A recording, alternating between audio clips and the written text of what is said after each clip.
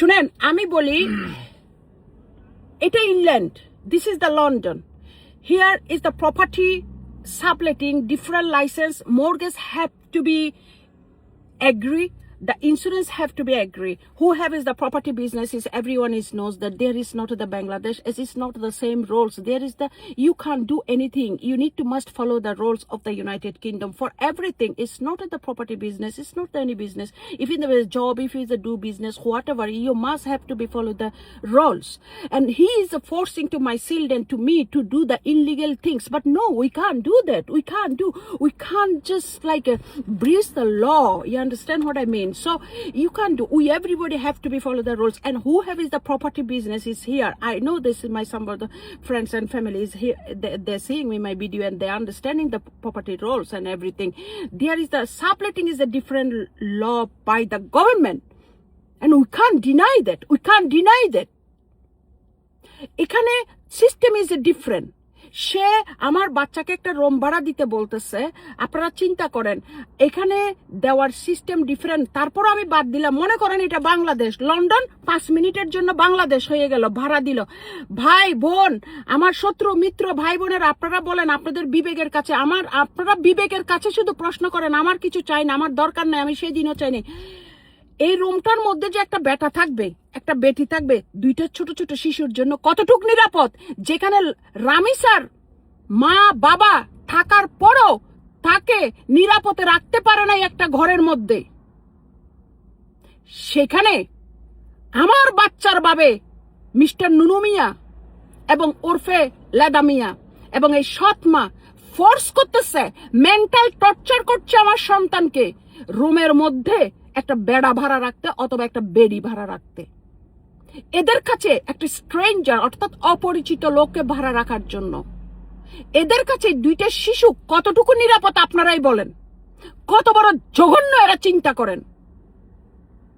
আমার বাচ্চার যখন কোনো সমস্যা হবে না, অবশ্যই আমি মা হিসেবে সেটার প্রতিবাদ করব। আমি আমার জন্য করছি না, আমার জন্য চাচ্ছি না। আমি বলে দিছি, আমার যদি ভিক্ষা করা লাগে আমি তালতলা এবং মাইলের মাথায় এবং জিপি জেটের মুখে বসে বসে করবো, কোনো প্রবলেম নাই।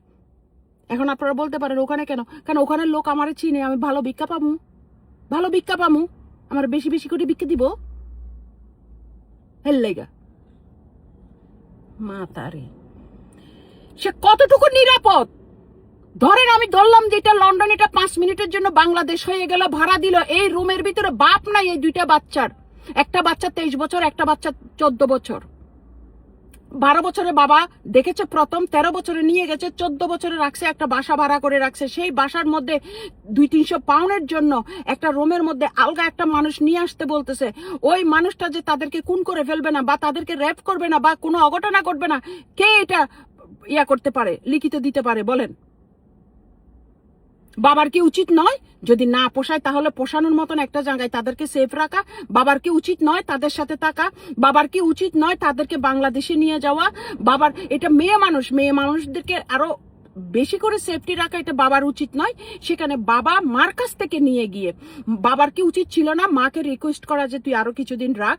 উল্টা অথরিটি বলছে যে মা যেটা বলে সেটা হবে। তখন বাবা উল্টা আমারে ফোন করে বলে কি, তোরে আমরা চিনি না, তুই কে, তোর কাছে কোনো অনুরোধ নাই, তোরও কোনো রিকোয়েস্ট নাই। দেখেন কত বড় ইগো, কত বড় হারামির। আমার কাছ থেকে নিয়ে গেছে, সেই জায়গায় বাবা বাচ্চাগুলোকে মাকে ছাড়া করে সে বাবার কাছেই তো রাখবে। আমি চাই আমার বাচ্চা নিয়ে গেছে, বাচ্চা বাবার কাছেই থাকবে, দ্যাটস ইট। বাচ্চাদের মূল গার্জিয়ান হচ্ছে হয় মা নয়তো বাবা। বাচ্চারা এইভাবে লাওয়ারিসের মতন রাস্তায় থাকতে পারে না একটা ভাড়া বাড়িতে। এবং তারপরও সে একটা ভাড়া বাড়িতে রাখছে। তারপরও আমি বলছি সে ভাড়া বাড়িতে আমাকে যাওয়া আসার অ্যাক্সেস দাও। আমি দেখলাম তারা ঠিক মতন পড়ালেখা করতেছে কিনা, তারা ঠিক মতন আছে কিনা, ঠিক মতন হচ্ছে কিনা। মাঝে মধ্যে আমি গিয়ে না হয় 2 দিন থাকলাম, আমি খাওয়া দাওয়া দিয়ে আসলাম, আমি লুক আফটার করলাম। ওরে ফকিরের বাচ্চা, ওর বাপ ছিল ড্রাইভার। এখন কথায় আসেনি রে ভাই বন্ধু। নানার বাড়িতে বড় হয়েছে, আধা কেজি গোস্ত আইনে এতগুলা জোল দিয়ে সবাই একটা সিরে একটু করে গুস্তা খাইতো, জোল দিয়ে ভাত খাইতো। একজনের লাথিতে এদিকে যাইতো, আরেকজনের লাথিতে ওইদিকে আসতো। কত বড় হিংসা, কত বড় জেলাস। সে আমারে বলে তোর খাওয়া, এই খাওয়া আমার বাচ্চাদের দরকার নাই, আমার বাচ্চারা টেক ওয়ে খাবে। ভাই বন্ধুরা, আমার বাচ্চারা টেকওয়ে খাওয়ার অভ্যাস আমি করিনি। আমার বাচ্চাদেরকে এখানে এই সুজাভাবি এখন চুপ হয়ে আছেন কেন? ওকে টাকা দিছে? ওর টাকা খাইছেন? এই যে সুজাভাবিরে জিজ্ঞেস করেন। ইভেন বাংলাদেশে তো কারেন্ট চলে যায়, তো আমরা এমনকি বাংলাদেশে আমরা হলিডেতে গেলেও আমাদের কারেন্ট চলে গেছে। উত্তরার থেকে আমি বেলি রোড গেছি ব্লেন্ডার করার জন্য, আমার বাচ্চার খাওয়ার জন্য। আমি বেলি রোডে গেছি উত্তরার থেকে, তারপরও কিনা খাওয়া খাওয়াইনি। আমার বাচ্চারা কিনা খাওয়া, দুটোটা বাচ্চা কিনা খাওয়া তো অভ্যাস তো নয়। তারা ঘরের খাওয়া খায়, হোম মেড ফুড খায়, মার হাতের খাওয়া খায়। তাদের স্পেসিফিক তারা যেটা খেতে চায় সেটা আমি রান্না করে দিছি। তাদের জন্য আমি রান্না করা শিখছি।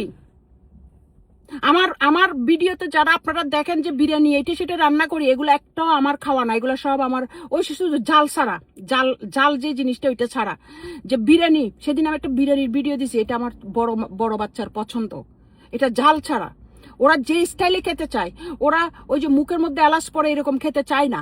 আমি ওইভাবে রান্না শিখে ওইভাবে রান্না ওদেরকে খাওয়াই। ওরা হোমমেড ফুড খায়। সেখানে এই নুনু মিয়া বলতেছে তার বাচ্চারা নাকি, তার মেয়েরা নাকি টেকওয়ে ফুড খাবে। ভাই বন্ধুরা বলেন এটা কতটুকু রিজনেবল কথা সে বলল? একটা মা বাপ চায় যে ঘরের খাওয়া খেতে, সেই জায়গায় এই বাপ কতটা জঘন্য, এই সৎ মার বুদ্ধিতে, সৎ মাতাই সে কতটা জঘন্য, সে তার বাচ্চাকে ঘরের খাওয়া না খাওয়াইয়ে বাইরের খাওয়া খাওয়াই। আরে ভাই, সৎ মা তো বলবেই, তোর বিবেক বুদ্ধি কই? তুই তোর বাচ্চার জন্য কি করস না করস এটা দেখোস না নি? তুই কোরবানের মধ্যে ওই বেডিগুলোর লগে ফরি রয়েছিস কেন? কোরবানে তুই এই বাচ্চাগুলোর লগে থাকতি, থাইকে এগুলার একটা ছাগল হইলো জব করে এগুলোর লগে থাকতি, তাও তো এদের মনটা একটা শান্তি থাকতো। ও বেডিটা তো সাইডটা আছে, সাইড দিকে মরলেও তো খাটিয়ে নিতে পারবে। এই বাচ্চাগুলোর তো কেউ নাই। বাচ্চাগুলোর মা হারাও করছো, সেতদিন মা ছিল। 18 বছর একটারে মানুষ করছি, 13 বছর একটারে মানুষ করছি, তখন হে ছিল না, সে ছিল রোমান্সে চুমাচামিতে ছিল ওই বেডির লোকে। আবার বেডি কয় কি তুই বেডের মধ্যে বালা আসিলে না? বেডি বলে তারা বলে স্যাটিসফাই করতে পারতো, বেডি বলে বালা ছিল। আরে তুই তো এডি করছিস দেখে বেড়া তোর কাছে গেছে। আমরা তো ওই পরিবারে বড় হই না, ওই পরিবারে আমরা যাই না, ওগুলো আমরা জানি না, ওগুলো দরকার নাই আমাদের এই বুড়া বয়সে এগুলো করার। আমার বাচ্চাকে কোনো ধরনের মেন্টাল টর্চার দিতে পারবা না। এটা হচ্ছে একদম সোজা সাপটা কথা। বাচ্চা নিয়ে গেছো, বাচ্চা লুক আফটার করো, বাচ্চা দেখো, বাচ্চাকে আর্থিক মানসিক হ্যাপি রাখো। বাড়িতে কোনো প্রকার, এই বাড়িতে না, পৃথিবীর কোনো বাড়িতে আমার বাচ্চারা সাবলেটে থাকবে না, সাবলেট দিবে না। আমার বাচ্চা আগে থাকতো, ওখান থেকে নিয়ে আসছো কেন? আমার বাচ্চাকে কুবুদ্ধি দিছো কেন? আমার বাচ্চার জব নষ্ট করছো কেন? আমার বাচ্চার লেখাপড়া নষ্ট করছো কেন? করছো যখন, এখন তুমি এগুলো পে করবা, তুমি রেসপন্সিবিলিটি করবা। তোমার বোর চালাইতে পারতেছো, তুমি বসুন্ধরায় বাড়ি করতে পারতেছো, তুমি সবই করতে পারতেছো। আমার বাচ্চাদের খরচ দিতে তোমার সমস্যাটা কোথায়? মাত্র 200-300 পাউন্ড নিয়ে তুমি কেন গেঞ্জাম করতেছো? আমার বাচ্চাদেরকে টাকা দিয়েও তো তুমি মনের শান্তি, মার শান্তি দিতে পারবে না, মার ভালোবাসা দিতে পারবা? আমার বাচ্চাদের মনটা এখন খারাপ হয়ে গেছে। কালকে আমাদের ঈদ, এখানে আজকে তুই যদি কোরবানের জন্য টাকা দিতি, কোরবান করে আমি কালকে ওখানে যেতাম, আমার মেয়েদের সাথে যদি যাওয়ার অ্যাক্সেস থাকতো, তাহলে আমার মেয়েদেরকে দিয়ে আমার বলাতি, আমার মেয়েরা আমার বলতো মা তুমি এখানে আসো, আমরা কোরবান দিচ্ছি, তাহলে আমি কালকে ওখানে যেতাম। আমি হলো তুই না থাকলে তুই ওই বেডির লইয়ারে বিছনার মধ্যে যা করার কর, বেডি তোর স্যাটিসফাই করতেছে, তুই স্যাটিসফাইড হ।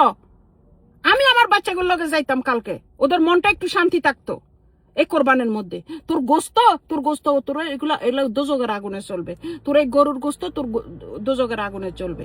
তুই যে এগুলা খাবি, তোর গলার মধ্যে মানে কি বলবে, আমি অনেক গালি শিখবো, আমি অনেক খারাপ কথা শিখবো। আমি এখন এগুলা পারতেছি না। I will learn more bad thing to telling to you because right now I can't, I don't know how to be do the bad things to do. তোর গলার মধ্যে এগুলো ফাঁস লাগে, তুই মরবি। তো তো একবার এই যে এরকম হিকানি আইছিল নি, তুই এই হিকানিতে মরবি। তোর এই কোরবানের গোস্ত খাইতে গিয়ে তোর গলাতে মরবি, এই কোরবানের গোস্ত খাইতে গিয়ে তোর বউ মরবে, এই কোরবানের গোস্ত তোর বাচ্চার গলাতে লেগে মরবে। আজকে না, কালকে না, পরশু না, not today, tomorrow, day after tomorrow, it will happen. Today, tomorrow, day after tomorrow, one day it will must happen. এরকম করে মরবি। আমার এই বাচ্চাগুলার যে এত কষ্ট রাখতেছস, আমার কথা গোষ্ঠী কিলা।